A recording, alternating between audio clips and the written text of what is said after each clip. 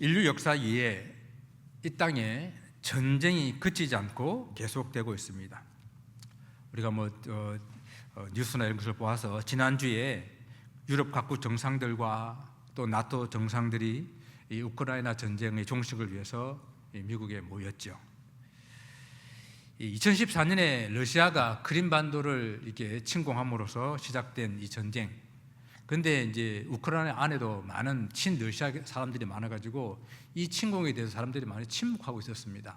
아무런 반응을 하지 않으니까 2022년 2월에 우크라이나 전역을 이렇게 목표로 해서 전쟁이 일어나게 됐는데 그것이 벌써 3년 6개월이나 이렇게 지났어요. 참 금방 끝날 것 같은 전쟁이 이렇게 오랫동안 계속되고 있습니다. 근데 우리가 알다시피 북한이 참전함으로 전쟁의 양상이 또 달라졌고 우리뿐만 아니라 세계에 관심이 되었습니다. 현재 전쟁 종식을 위해서 노력하고 있지만은 또 서로 이해가 달라서 참 어려움을 겪고 있는 그런 실정입니다. 또 전쟁하면은 팔레스타인과 이스라엘의 전쟁 좀처럼 끝이 보이지 않습니다. 이 팔레스타인과 이스라엘은 아주 오랜 기간 동안에 서로 원수 관계에 있는 그런 나라들인데요. 이스라엘이 독려받은 1948년 그때부터 시작된 이 전쟁이 지금까지 끊이지 않고 서로 분쟁하고 있는 그런 모습입니다. 그런데 2023년 10월 7일이었죠. 이 팔레스타인의 무장정파 하마스가 아주 기습적인 그런 침공으로 이스라엘에 많은 피해를 끼침으로 이제 거의 전면전이 되어서 수많은 팔레스타인의 피해, 이스라엘도 피해를 내고 또 팔레스타인을 지지하고 후원하는 그런 중동의 국가들, 레바논이라든지 이란들에 함께 참전함으로 전쟁이 크게 중동 전쟁으로 확산할 뻔했던 그런 시기도 있었습니다. 오래된 갈등으로 서로에 대한 원한이 깊어 좀처럼 해결될 그런 기미가 보이지 않습니다. 이뿐만 아니라 그 외에도 인도, 파키스탄, 대만과 중국, 아프리카의 군소 나라들은 끊임없이 전쟁을 치르고 있고요. 그리고 우리나라도 북한과의 그런 아주 큰 갈등 속에 있습니다. 그래서 미국 역사학자 웰 두란트의 연구 이야기 되면은 3,500년 인류 역사 가운데에 전쟁이 없었던 해는 270년밖에 안 된대요. 수없이 많은 날들을 전쟁을 치러왔다라고 하는 것입니다. 그래서 인류는 끊임없이 이렇게 분쟁과 다툼 속에 놓여 있습니다. 인류의 이런 분쟁만큼이나 계속된 전쟁이 또 하나 있어요. 그것은 바로 영적 전쟁이에요. 이 영적 전쟁은 아담과 하와의 범죄한 이후에 오늘날까지 단 하루도 쉬지 않고 계속되고 있습니다.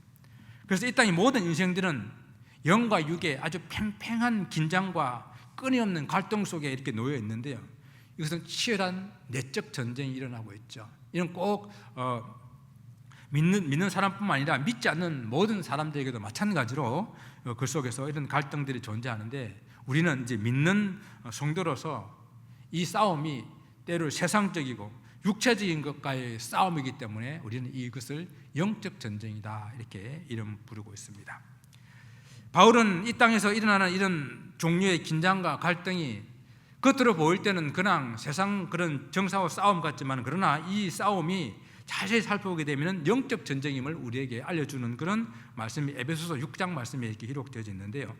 우리의 씨름은 혈과 육에 대한 것이 아니요 통치자들과 권세들과 이 어둠의 세상 주관자들과 하늘에 있는 악한 영들에 대한 것이다 라고 이 싸움에 대한 분명한 정의를 말해주고 있습니다.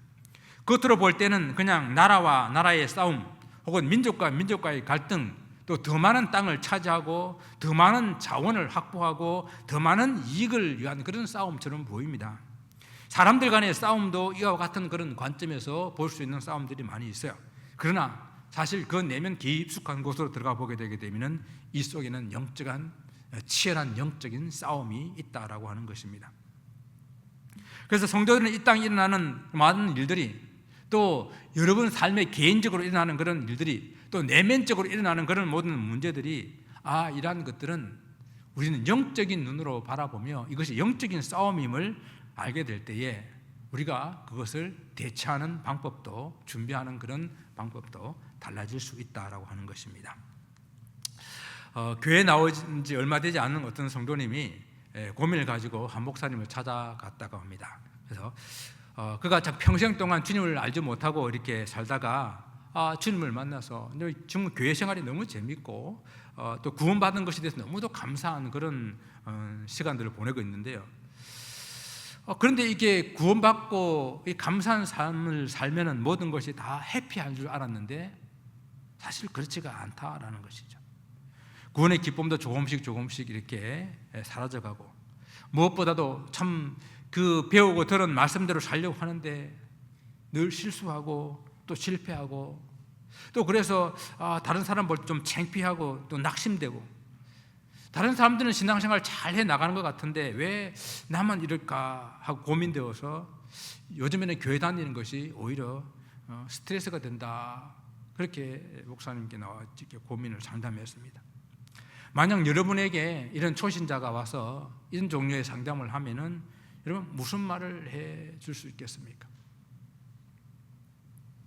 그 고민하는 그 초신자에게 목사님은 이렇게 대답했다고 합니다.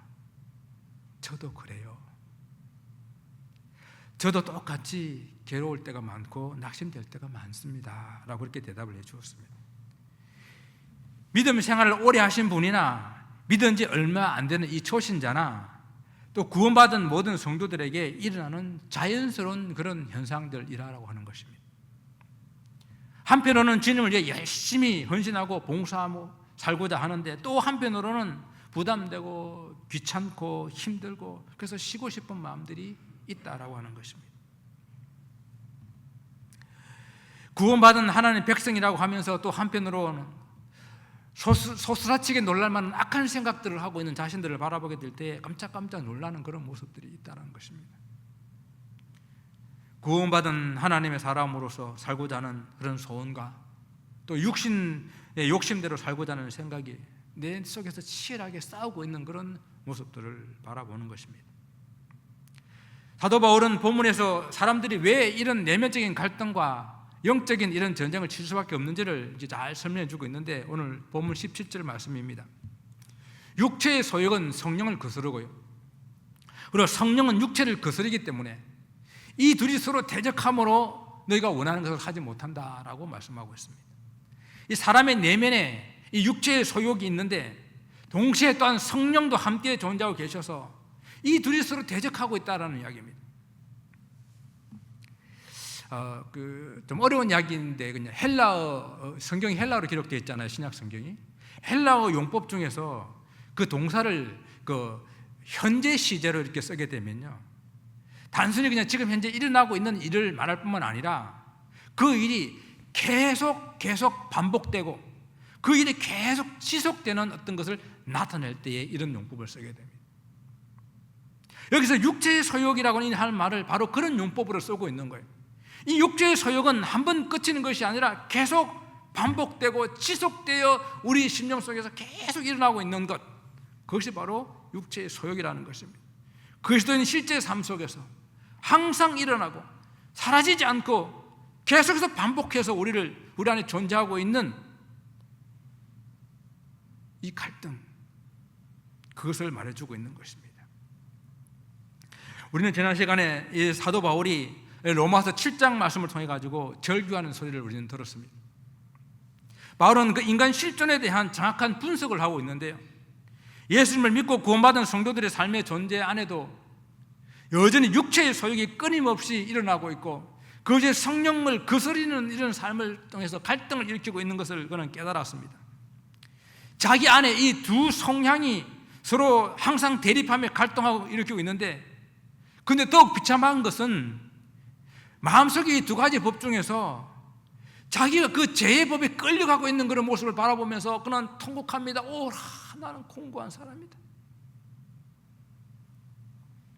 이것은 비단 이 사도 바울의 고민만이 아니고요, 신앙생활을 한 지 얼마 안 된 바로 이 초신자의 고민이고, 그리고 그 초신자를 상담해주고 있는 이 목사님의 고민이고, 모든 사람들의 이 고민,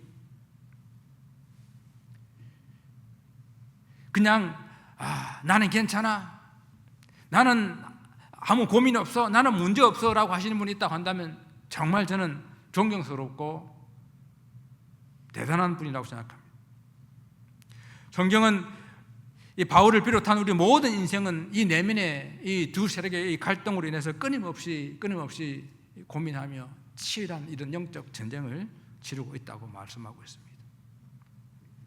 그래서 우리는 먼저 이 사실을 직시하는 것이 필요합니다.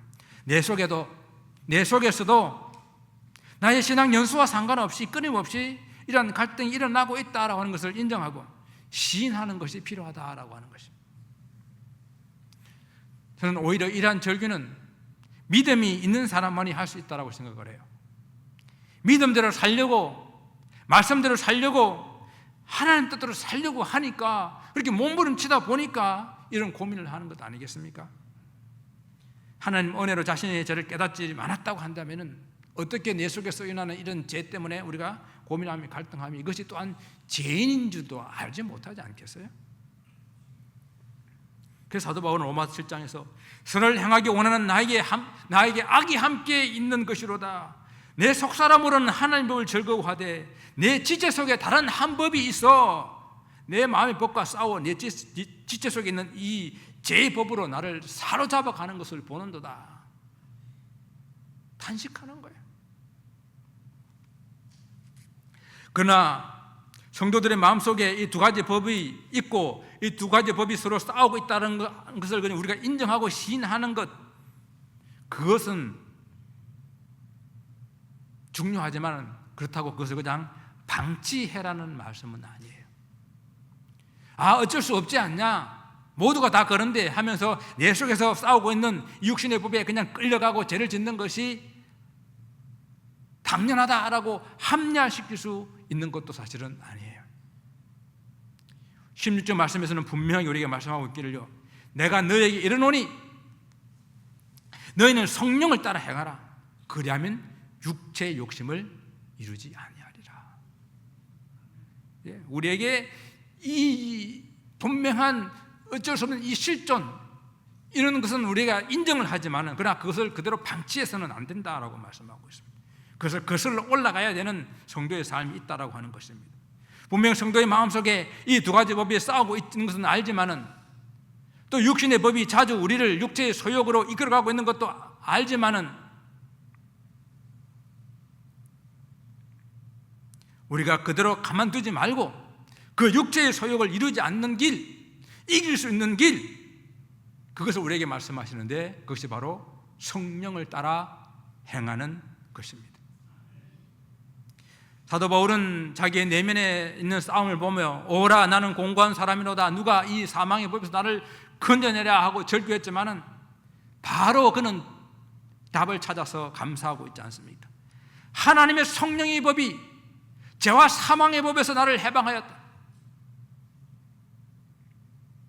그래서 오늘 보면 17절도 육체의 소욕과 성령의 소욕이, 성령이 서로 대적하고 있는 것을 말하고 있지만은 이 본문을 자세히 보게 되면요, 이 둘이 동등한 대립으로 서로 대립하는 것이 아님을 알 수가 있어요.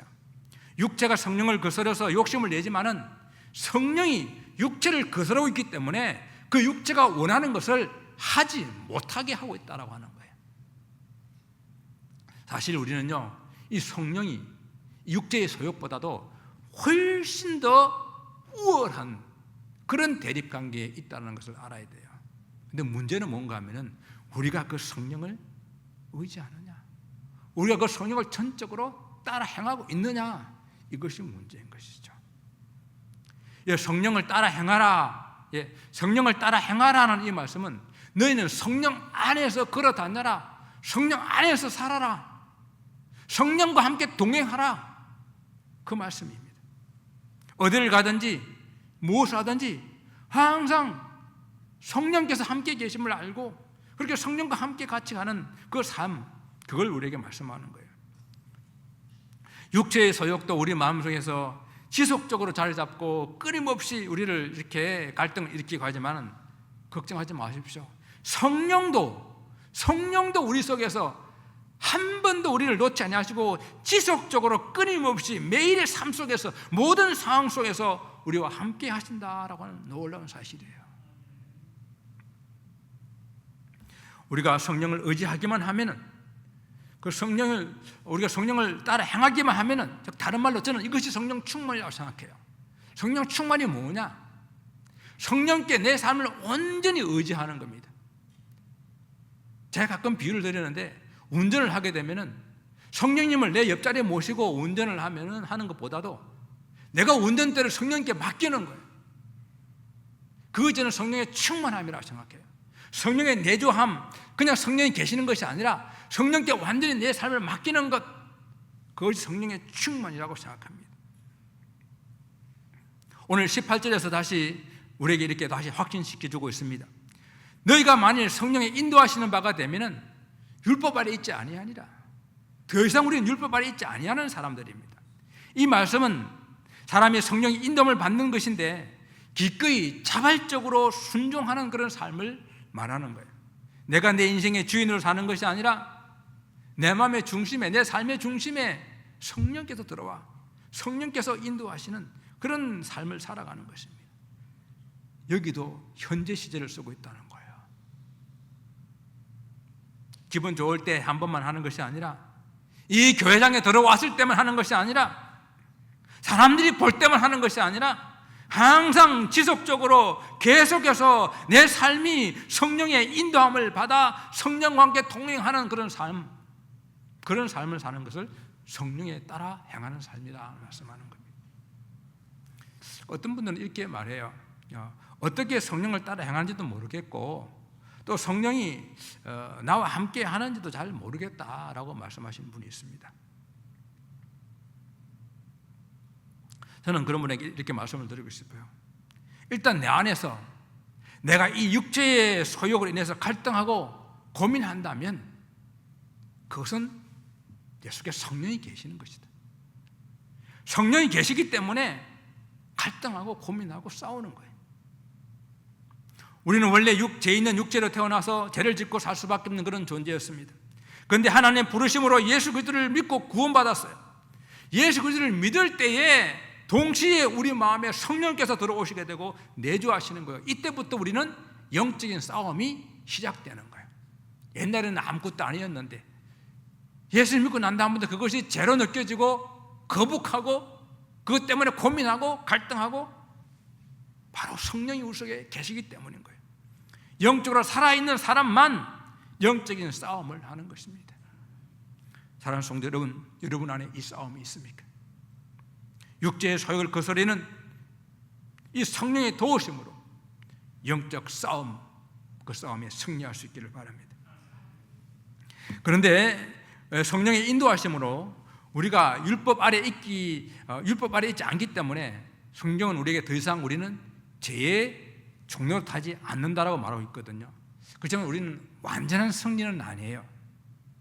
이 땅에 살아가면서 이 싸움을 계속해 나가면서 조금씩 우리는 하나님의 사람으로 성장해 나가게 되는 것입니다. 그럼 우리는 이 싸움을 얼마나 지금까지 내가 잘하고 있는지 무엇으로 판단해보고 무엇으로 알 수 있겠습니까? 그것이 오늘 본문의 열매를 보면 알 수 있다는 거예요. 내가 어떤 열매를 맺고 있는지, 그 결과물이 지금 나의 영적 싸움을 점검할 수 있는 그런 가늠자가 된다라고 하는 것입니다. 내가 지금 육체의 일을 하고 있는지 아니면 성령의 열매를 맺고 있는지를 살펴보아야 할 것입니다. 육체의 일은 내가 육체의 욕심을 따르게 될 때에 맺어지게 되는 그러한 열매예요. 그것을 네 부류로 나누어서 오늘 본문을 설명하고 있는데요. 첫 번째 부류는 순결함과 좀 반대되는 것들로 성적인 음란함, 더러운 그런 성적 행위들을 말합니다. 이런 일들이 있는지. 두 번째 부류는 종교적 불신앙의 죄예요. 하나님 제일 싫어하시는 우상 숭배, 주술, 전보로 다니는 것, 사주관상 보는 것, 이런 행위들입니다. 그런 것 하고 있는지. 세 번째 부류는 인간 관계 속에서 나타나는 인간의 사악한 본성과 관련된 죄들입니다. 서로 원수 맺고 서로 분쟁하고 시기하고 분내고 당짓고 분열하고 이단 그리고 투기 같은 것들, 이러한 것들이 세 번째 부류예요. 우리 삶 속에 이러한 것들이 있는지. 마지막 네 번째는 술과 관련된 방탕함을 말하고 있습니다. 이 지나친 음주, 또 음주 가물을 동반한 연애와 술잔치를 하는 그런 방탕함이 이르는 그런 제약을 통틀어서 말하고 있는 네 번째 부류예요. 당시에 이 술과 관련된 죄는 사람의 정신을 혼미하게 하여서 정상적인 삶을 살 수 없게 하는 그런 중독과 관련된 그런 문제였습니다. 오늘날 우리가 이것을 좀 더 확대시켜서 이야기한다 하면은 술과 함께 관련된 여러 가지 마약들, 여러 가지 항정신성 그런 약물 중독들, 이런 모든 것들 해당되는 죄, 이것이 네 번째에 해당되는 죄입니다. 이러한 육체의 일들을 향하고 있다고 한다면은 성령이 아닌 육체의 소욕을 따라 사는 육체의 일을 향하는 사람들이라고 성경은 말합니다. 그래서 성경은 분명히 경고하고 있어요. 이런 일을 하는 자들은 하나님 나라를 유업으로 받지 못할 것이라고 하십니다. 그러나 이런 말씀을 우리는 단편적이고 어떤 획일적인 그런 단정으로 할 수는 있는 이야기는 아니에요. 예를 들게 하면은 어떤 성적인 죄를 한번 지었다고, 우상숭배를 한번 했다고, 한번 술을 마셨다고, 그것 때문에 하나님 나라를 가지 못한다라는 그런 뜻은 아니라는 이야기입니다. 그러나 이런 육체의 소욕에 따른 육체의 일을 아까 현재 시제에 말했잖아요. 그 삶에 지속적으로 계속되고 있다고 한다면, 그러면서도 그 내면에 영적인 전쟁이 일어나지 않고 그것이 당연시되고 있다고 한다면 그 사람은 성령의 인도함을 받지 못한 사람이라는 것입니다. 그 성령의 그 속에 없는 사람은 성경이 분명하게 하나님의 아들이 없는 사람이라고 말씀하고 있습니다. 이 하나님의 아들이 없으면, 하나님의 아들을 믿지 않으면 세상에 어떤 방법으로도 구원을 얻을 길이 없기 때문에 우리는 이 점을 주의해야 되고 이 점을 조심해야 한다는 것입니다. 그와 반대로 이 성령의 열매는 하나님의 사람들의 그 속에 내주하고 계시고 그 성령 인도함을 받는 사람들이 맺는 그런 열매들입니다. 그 성령의 열매는 하나님의 선물로 주어지는 일반적인 은사와는 다른 거예요. 그냥 주어지는 은사와는 다른 겁니다. 이것은요, 내가 예수 그리스도를 믿었기 때문에 내 삶을 통해서 하나님의 자녀로서 책임성을 가지고 해 나가야 되는 삶을 통해 가지고 맺어지는 그런 열매라고 하는 것입니다. 하나님 은혜에 대한 성도로서의 반응, 응답이라고 할까요? 우리가 잘 알고 있는 성령의 9가지 열매입니다. 첫 번째는 사랑입니다. 이 사랑은 하나님께서 그 아들 독생자 예수 그리스도를 무조건적으로 보내신 그 하나님의 사랑, 자기 생명까지 십자가에 내어놓은 그 헌신적인 사랑, 그 아가페 사랑을 말하는 거예요. 그런 사랑의 열매가 우리 삶 속에 있는가? 두 번째는 희락입니다. 쉬운 말로 하면은 기쁨이에요. 우리를 향하신 하나님의 사랑을 받을 때에 내 마음속 깊숙한 곳에서 솟아나는 이 기쁨이 있는가? 죄와 사망의 법에서 해방된 자유로자의 그 기쁨이 내 삶 속에 있는가? 그리고 세 번째는 화평입니다. 이 화평은 우리 예수 그리스도의 십자가의 원리 아닙니까? 십자가로 하나님과 사람들과의 화평을 이루게 하셨고, 또 우리는 사람과 사람 사이의 화평을 또한 십자가로 이루어야 되는 이 화평을 말합니다. 하나님께서 우리의 죄를 사하심으로 우리가 화평케 된 것처럼 또 우리 또한 우리의 죄를, 우리에게 죄전자들을 용납하고 받아주게 될 때에 이룰 수 있는 화평, 그 화평이 우리 삶 속에 있습니까? 다음은 오래 참음입니다. 오래 참음은 하나님께서 우리를 향하신 오래 참으심의 이 근거가 됩니다. 그래서 우리 또한 어떤 상황 속에서도 다른 사람들에 대해서 너그럽게 관용하고 참아주고 인내할 수 있는 그런 마음입니다. 다음은 자비입니다. 자비는 다른 말로 인자라고 표현할 수 있는 것이죠. 친절하고 상냥한 그런 성품을 가지고 다른 사람들을 기꺼이 섬기고 베푸는 그런 마음, 그것을 자비라고 합니다. 여러분에게는 자비가 있습니까? 그 다음은 양선입니다. 양선은 쉬운 말로 선함이라고 번역할 수가 있어요. 선한 성품, 선한 행동들을 말합니다. 그리고 충성입니다. 충성은 헬라어의 믿음이라는 단어와 똑같은 그런 단어인데요, 성도들과의 사람들과의 관계들 속에서 나타나는 충성, 그것은 신실함으로 이해할 수 있겠어요. 신실함. 다른 사람들과의 관계 속에서 정말 저 사람은 믿을만해, 정말 믿을만해 하는 그 신실함, 그 성품을 여러분은 가지고 있습니까? 그리고 온유를 말합니다. 온유는 다른 사람들 향한 윤리적인 그런 관용을 말하는 것이죠. 쉽게 노하지 않고 보복하지 않고 품어낼 수 있는 그런 마음. 그리고 마지막은 절제예요.